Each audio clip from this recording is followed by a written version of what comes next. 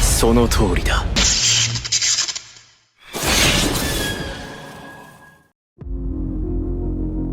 Bienvenidos. En el video anterior hablamos y explicamos la razón por la cual el dios del norte, Kalman III, decidió huir. Repasamos cómo se desenvolvió el combate aéreo entre ambos y les expliqué también la breve pero intensa lucha en el fondo del barranco del dragón terrestre, la cual sacó el lado más brutal de Rudius que hemos visto hasta ahora, sin mencionar que un extraño fenómeno aconteció durante la misma, algo que por un segundo hizo dudar a Rudius respecto a que tal vez había empleado magia de gravedad, aunque fuera por un instante. Tras haber ganado, le esperaba un problemático ascenso, al menos así había sido la primera vez, hasta que se hizo con el secreto para ser ignorado por los dragones, aunque ahora, con la poderosa Mark I, incluso estando parcialmente rota, sería necesario. Quédate, y esta junto a otras preguntas serán respondidas aquí hoy. Pero antes les recuerdo que tengo otro canal en el cual analizo y explico otras historias. Ahora mismo estoy con Lord of the Mysteries, por lo que si tienes dudas respecto a esta tremendísima historia, ya sabes qué hacer. Tras la brutal batalla, Rudius se tomó unos instantes para recuperar el aliento. Sabía que lo que debía hacer a continuación, el reagruparse, requería que saliera del fondo de ese lugar. Usar aquel líquido que le había ocultado junto a Doga para ascender no era una opción, siendo que la armadura podía protegerle de la magia de tierra de los dragones. Su dureza era tal. Tras un breve vistazo hacia arriba, apretó los dientes y volvió a alimentar a la bestia de hierro, siempre hambrienta de magia.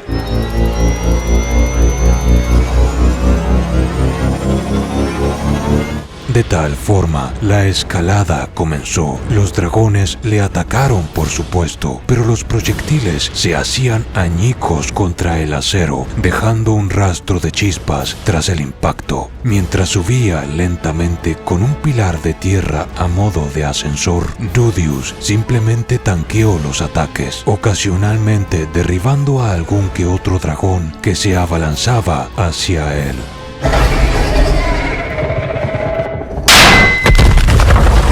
Tras unos minutos que transcurrieron demasiado lentos para el mago, por fin pudo escapar, otra vez, de las entrañas de aquel ya familiar barranco, habiéndolo sobrevivido en 2 ocasiones. Casi nadie te daría crédito si le dijeras que conoces a un sujeto que logró escapar de él con vida y con todas sus extremidades intactas, pero si les dijeras que escapó 2 veces, creería que le estás viendo la cara de tonto. ¿Recuerdan aquellos aventureros y guerreros que habían aceptado el encargo del rey para aniquilar a los Superts? Unos cuantos de estos sujetos aún se encontraban con vida al otro lado del puente roto, pero sus espíritus pendían de un hilo. Sus 3 guerreros de rango deidad habían desertado o sido derrotados, por lo que cuando observaron a aquella mole de hierro reapareciendo en la superficie tras haber caído al fondo con Alexander Dyvak, simplemente gritaron y echaron a correr, algunos incluso arrojando sus espadas en la desesperación por renunciar a la batalla. Pero Rudius exclamó: "No tan rápido". Su mente funcionó a 1000 por hora en ese instante. Reconoció entre el reguero de hombres huyendo a 2 con aspecto relevante, identificando a los presuntos generales de aquel destacamento medio muerto, y los amenazó, cortándoles el paso. Les dijo que el dios del filo Galfarion y el dios del norte Alexander Kalman III estaban muertos y que regresarían junto a él a la aldea Superd como prisioneros. Claramente Realmente no era una solicitud, era una orden. Por un lado, probablemente el rey de Vigeiril había sido Gisu disfrazado. No podía desentender las sucias manos de Hitogami del engaño que había llevado a aquellos hombres a luchar. Aún así, quien fuera que se atreviera a insistir en extinguir a los Superts se convertiría en su enemigo. Su intención seguía siendo la de llegar a un acuerdo, en esta ocasión con el verdadero rey de Vigeiril, pero a estas alturas, si debía correr sangre, aunque odiara la idea, él defendería a los suyos. De camino hacia donde Eris y los demás le esperaban, Rudius se topó con el monumento a los 7 grandes poderes mundiales, uno que ya conocía de sobra, dado que desde pequeño los había visto. Recordó cuando tantos años atrás, él, Ruisherd y Eris se toparon con uno de camino a Milichion tras abandonar el gran bosque, pero había algo extraño en este. Uno de los símbolos cambió, específicamente aquel que representaba el 7º puesto en el ranking. Ahora, en el monumento, relucía un símbolo semejante al de 3 lanzas cruzadas. Era el símbolo de la tribu Migurd, idéntico al amuleto que Roxy le había entregado de niño y que luego le regaló a Ruisherd. El mago no podía creer lo que veía. Él era el último en haber luchado contra Alexander, pero había recibido gran ayuda de todos. No se sentía como una victoria únicamente de él. Era debido a que la declaración que Rudius y Alexander hicieron en el fondo del barranco había contado como un duelo aparte. Era porque en ese momento ambos se reconocieron como guerreros que lucharían a muerte, o simplemente fue porque él entregó el golpe de gracia. Era difícil saberlo. Tal vez Alexander reconoció su derrota a manos de Rudius. Tal vez había más detrás del criterio empleado por el dios de la técnica, pero a él le daba igual. No había luchado para entrar en el ranking. Su batalla había significado mucho más, por lo que simplemente continuó caminando hacia su destino, arrastrando a aquellos 2 prisioneros. A él no le importaba mucho lo que el mundo opinara, pero al mundo le importaría. Entregarle la noticia a Sandor se sintió incómodo. Su hijo se encontraba muerto, enterrado en una pared al fondo del barranco, solo. La tristeza invadió el corazón del hombre. El 2º dios del norte amaba a su hijo, pero él había tomado sus propias decisiones a pesar de sus consejos y advertencias. No le guardaba rencor alguno al mago. Atofe, por su parte, simplemente lo aceptó. Dijo que la historia siempre había sido así. Cuando un demonio subestima al héroe, pierde. Sin embargo, Rudius pudo notar una nota de tristeza proveniendo también del rey demonio, y él no podía dejar de pensar en Alexander como un niño ante sus ojos, arrogante y confiado, pero que tenía un futuro si hubiera superado los males que plagaban su corazón. La caminata de regreso contuvo pláticas entre Sandor y Atofe, pero Rudius guardó silencio. Lamentaba lo sucedido con Alexander, pero no guardaba arrepentimiento alguno. Esto es la guerra. Si no acababa con él, entonces sí me arrepentiría luego, se dijo en su mente. Su corazón aún era uno pacífico, que buscaba días felices, carentes de conflictos y sangre, pero había madurado un poco más en esta guerra. Entendía que hay personas con las que no puedes razonar con palabras. ¿Y cómo fue la reacción de los demás al ver a Rudius regresar con vida? Eris saltó de alegría, y cuando se enteró de que su esposo era ahora el 7º poder mundial, se cruzó de brazos con las piernas separadas en su típica postura a lo Eris. Cerró los ojos y sonrió orgullosa. Seguramente en sus pensamientos, la pelirroja exclamó: «Así es, Rudius es asombroso». Aunque Ruisherd se encontraba agotado, no exclamó nada al respecto. El mago sabía que su viejo amigo había estado al límite de desmayarse. El pelear en tan intensa batalla, ni bien había terminado de recuperarse de su enfermedad, fue demasiado para él. Y recuperarse era una palabra que le quedaba demasiado grande, porque a ciencia cierta, y especialmente desde la perspectiva de Norn, él no debería estar moviéndose todavía. Durante el andar de regreso a la aldea, Rudius reparó en las cicatrices terrenales que esas peleas habían dejado, un gran parche del bosque hecho cenizas donde Eris venció al dios del filo, gigantescos árboles arrancados de raíz aquí y allá y enormes cráteres en el suelo. Así eran las confrontaciones entre los más fuertes, cambiaban el aspecto mismo del paisaje.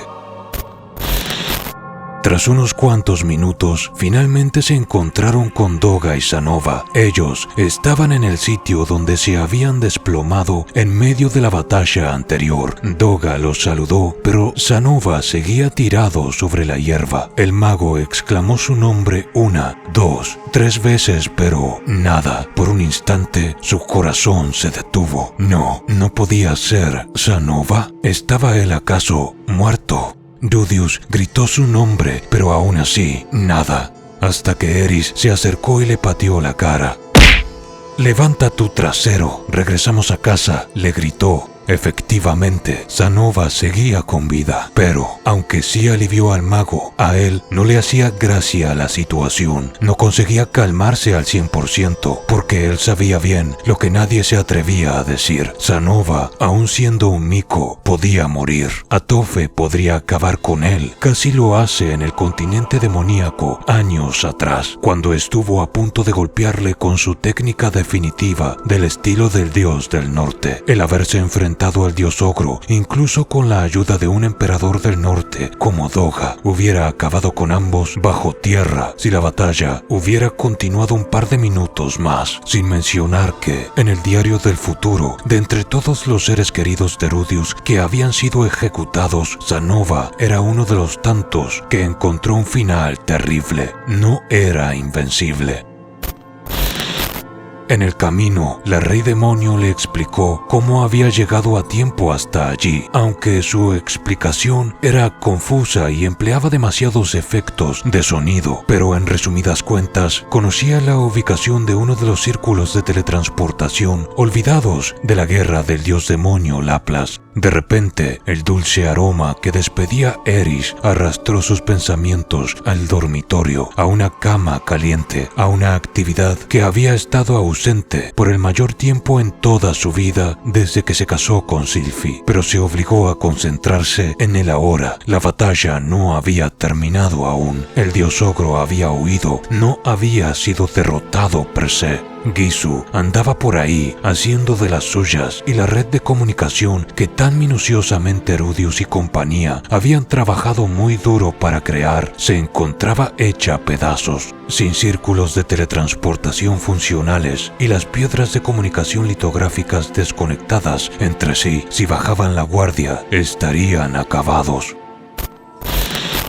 A medida que la aldea se asomó de entre los árboles, Rudius se percató de lo agotado que estaba. Había empleado la Mark I por mucho tiempo y antes de usarla había conjurado un par de hechizos muy poderosos también, como el relámpago. Notó lo pesada que se sentían sus extremidades al emerger de dentro de la armadura. Los niños Super, habiendo sentido su presencia desde lejos, se asomaron por encima de la verja de madera, mientras que los otros guerreros Super los recibieron. Elinalais, Cliff, Norn, Julie y Ginger también, aunque estas dos últimas en particular corrieron hacia Sanova y lo abrazaron con fuerza. Norn se dirigió hacia Ruisherd y Cliff hacia Doga. ¿Y quién se acercó hacia Rudius? Pues el único e indisputable amo del poder y de las leyes de la causalidad, el dios dragón Orsted.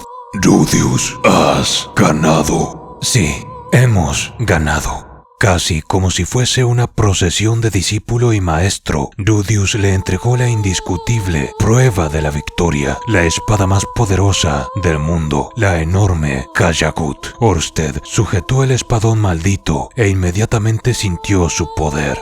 Buen trabajo. Ante semejantes palabras, Rudius inclinó ligeramente la cabeza. Parecía una ceremonia de consagración del poder.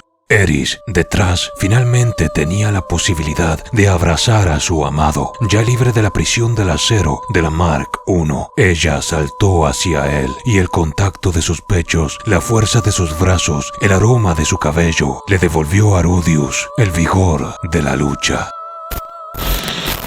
Tras todo aquello transcurrieron 3 días que fueron de suma necesidad, ya que les permitió a los guerreros descansar y sanar sus heridas. Sanova se la pasó durmiendo, nunca en su vida se había agotado tanto. Es más, nunca en su vida había experimentado fatiga muscular, en otras palabras, agujetas. El mico de Shirone creía que iba a morir y Julie lloraba pegada a su cama, sosteniendo su mano. Resultaba cómico para los doctores, quienes sabían que no había nada de gravedad con él. Ni bien Rudius se sintió mejor, conjuró magia de sanación y eso puso fin a aquel drama. Su amor por las muñecas y la mecánica de la automatización afloró al instante, ya que se dirigió a reparar la Mark I sin pensárselo 2 veces. En cuanto a la Rey Demonio, pues se llevaba bien con los Superts, aunque no podía abandonar su particular forma de ser. Se le construyó una suerte de trono de madera y llevó a cabo sesiones de combate en las que otorgaba entrenamiento y consejos. Incluso Eris se unió a las mismas. Sandor, el segundo dios del norte, Alex, se sentía avergonzado por su madre Atofe, pero en instantes en los que se creía no visto, lucía una expresión de tristeza. Rudius sabía que estaba pensando en su hijo Alexander. El mago le ofreció que se quedara con el espadón Kajagut, pero lo rechazó, alegando que ese era simplemente un instrumento de la guerra y que hicieran con él lo que quisieran. El mago también notó, entre otras cosas, cómo Norn seguía a Ruisherd a donde sea que éste fuera, como un pequeño patito. El Super le explicaba y enseñaba aspectos de la cultura de su tribu. En los ojos de la chica había admiración y también algo más, pero su hermana ya era una adulta en aquel mundo. Se dijo que la forma en la que ella mirara a Ruisherd no era de su incumbencia. Y si había alguien realmente popular con los niños y las mujeres de la aldea, ese era Doga. Al principio le habían temido por su tamaño y presencia, pero él jugaba con los pequeños, ayudaba con lo que le pedían y hasta tallaba muñecas de madera a modo de juguetes. En cuanto a Elinalais, Cliff y Ginger, Rudius les encargó que se dirigieran a la segunda ciudad, Ireland, con motivos a insistir en una tregua con la condición de que él liberaría a los prisioneros del grupo de caza real, 2 guerreros Superts muy hábiles, cuyas cabezas fueron rapadas y sus gemas ocultas asistieron a aquellos 3 como guardaespaldas. A esas alturas, Rudius, haciendo su mejor esfuerzo para ponerse en la piel de Gisu, sabía que con el rey abisal, el dios ogro, el dios del norte y el dios del filo derrotados, el traidor había retrocedido un casillero. La guerra no estaba ganada, pero seguramente se había retirado de Ireland. Ya no tenía nada que ganar allí. Una conversación con el verdadero rey era preferible a una masacre, aunque él bien sabía que, como dice un viejo refrán de nuestro mundo, un animal salvaje es más peligroso cuando se encuentra acorralado. Dicho y hecho, aquellos 5 partieron hacia Ireland. La brisa de la tarde acarició la aldea y sus habitantes con una paz frágil pero real, como una promesa de lo que les esperaba, de poder finalmente ganar esta cruenta guerra. Rudius miró a su alrededor, observó a los niños corriendo, las mujeres riendo y los hombres conversando. Allí estaba todo lo que le daba sentido a la vida, allí estaba todo lo que él nunca había tenido, lo que había arruinado asquerosamente antes de morir. Pero ya no dejaría que ni él ni nadie arruinara esa felicidad.